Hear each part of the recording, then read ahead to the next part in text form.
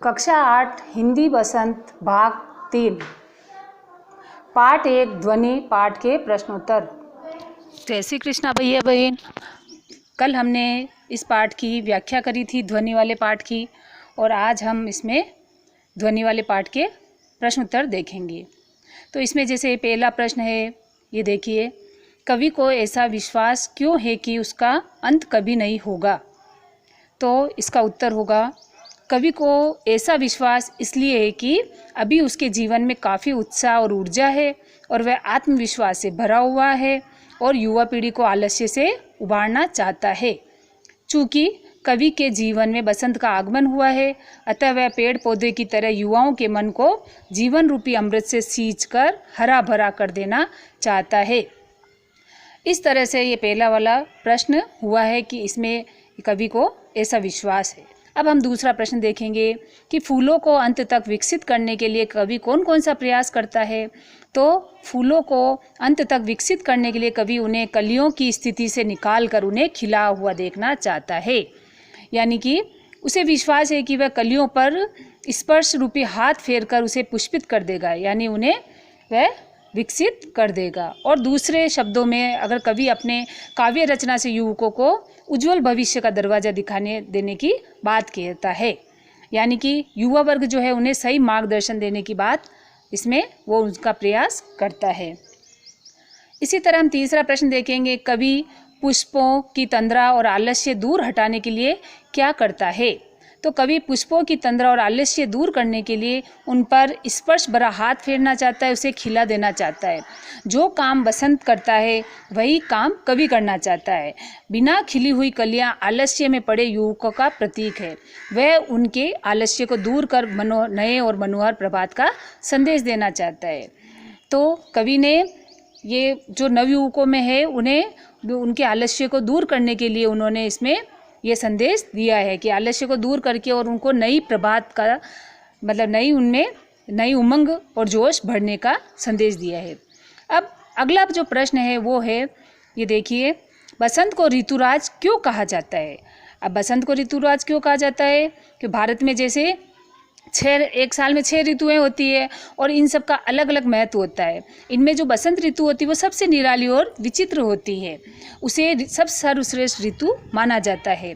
इस ऋतु में प्रकृति पूरे यौवन पर होती है, यानी कि इसमें नए नए पत्ते आते हैं और यह ऋतु स्वास्थ्यवर्धक भी होती है। चारों ओर खिले हुए फूल और ये सब, और कोयल की कूक, सरसों के फूल, और ये सब हमारे जीवन में जिस तरह से उत्साह बढ़ते हैं इसी तरह ऋतु को उमंग से भर देते हैं।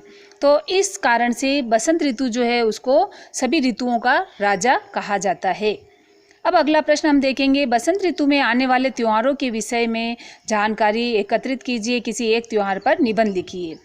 तो भैया बहन, आपको पता है कि बसंत ऋतु में कई त्यौहार आते हैं, जैसे बसंत पंचमी, महाशिवरात्रि और होली के त्यौहार मनाए जाते हैं।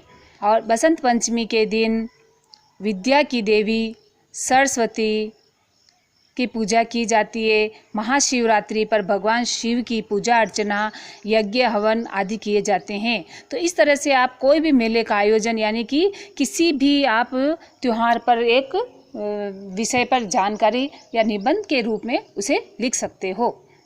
अब कवि अपनी कविता में एक कल्पनीय कार्य की बात कह रहा है। अनुमान कीजिए कि उनके द्वारा कार्यों का अन्य किन किन संदर्भों से जुड़ा हुआ है।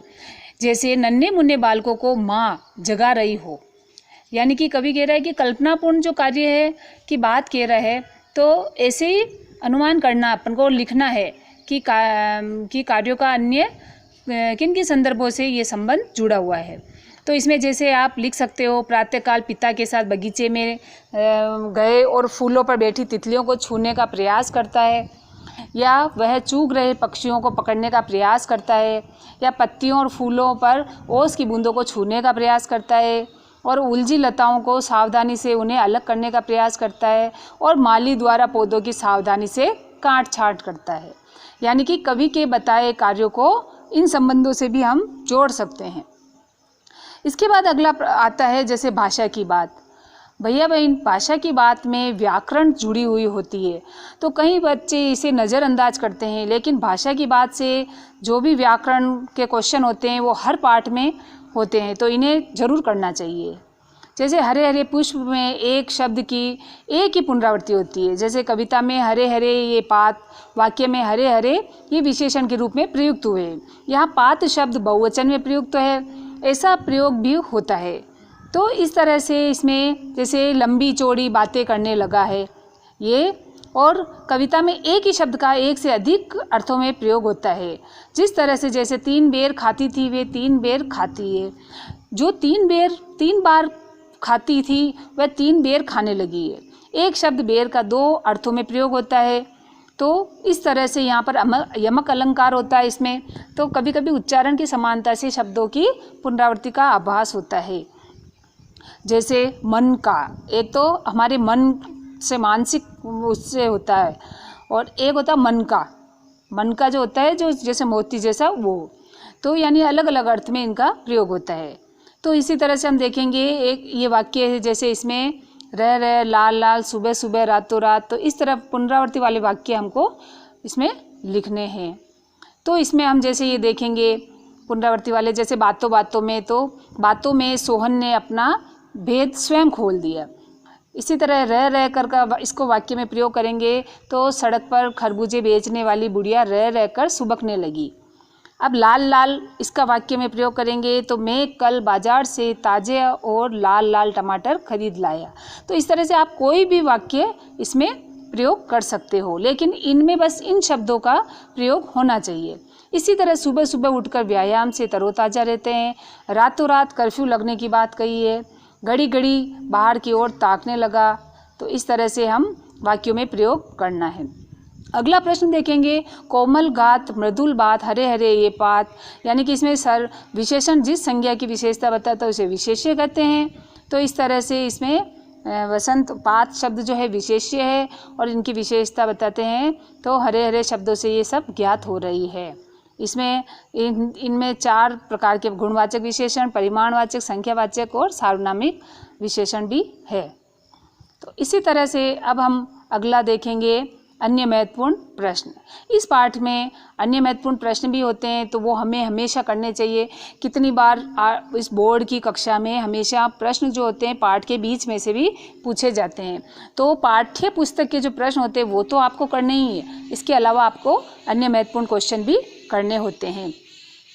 कवि के पहला प्रश्न है, कवि के जीवन में किसका आगमन हुआ जिसके कारण उसे लगता है कि अभी उसका अंत नहीं हुआ? तो स्पष्ट करना है।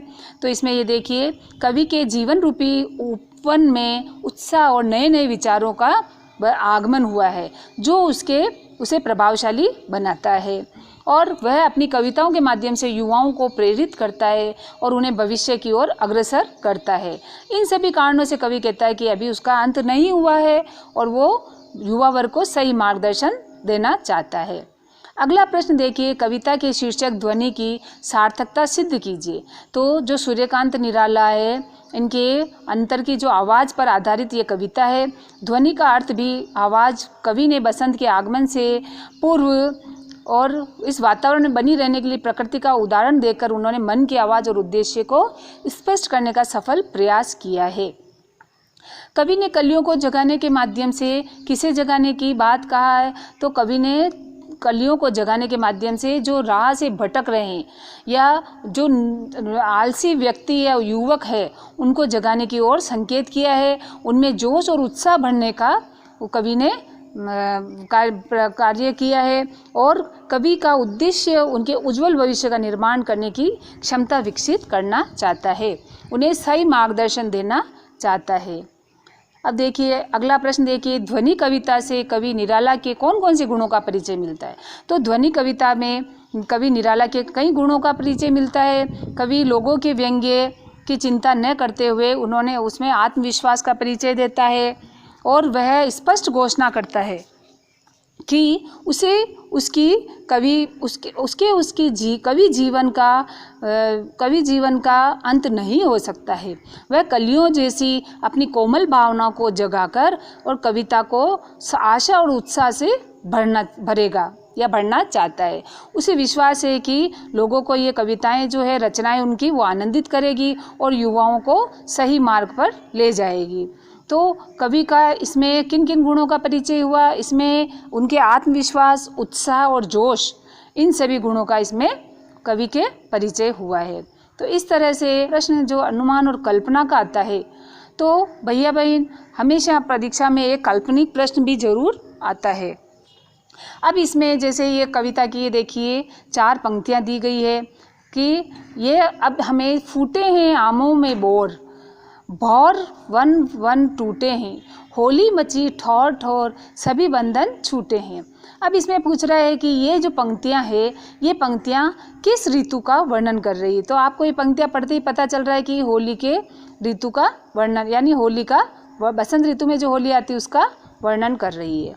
अब कविता की उपयुक्त पंक्तियों में बसंत ऋतु का वर्णन है। अब आपको इसमें लिखना है कि किस ऋतु का वर्णन है, तो बसंत ऋतु का वर्णन है। बसंत ऋतु में होली का त्यौहार मनाया जाता है और आम के वृक्षों में बोर आने लगते हैं, मतलब, और जिन पर मंडराते भोरे का गुंजन जो हमारे कानों को सुहावना लगता है।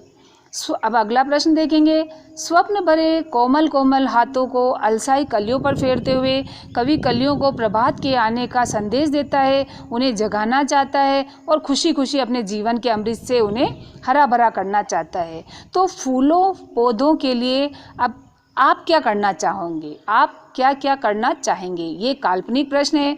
तो भैया बहन इन प्रश्नों पर भी जरूर ध्यान देना चाहिए, क्योंकि परीक्षा में हमेशा बोर्ड में 1 या 2 प्रश्न काल्पनिक आते हैं।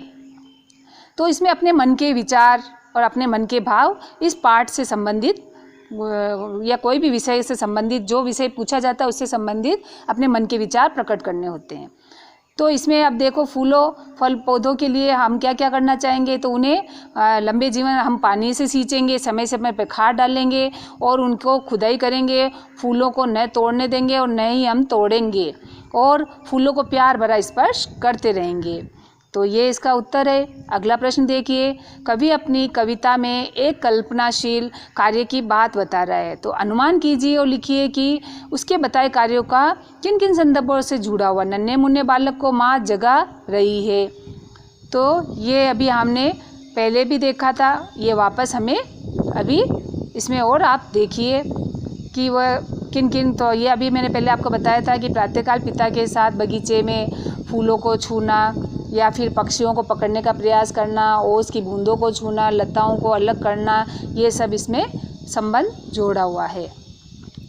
तो इस तरह से आप सभी को ये समझ में आया होगा। इसके लिए धन्यवाद।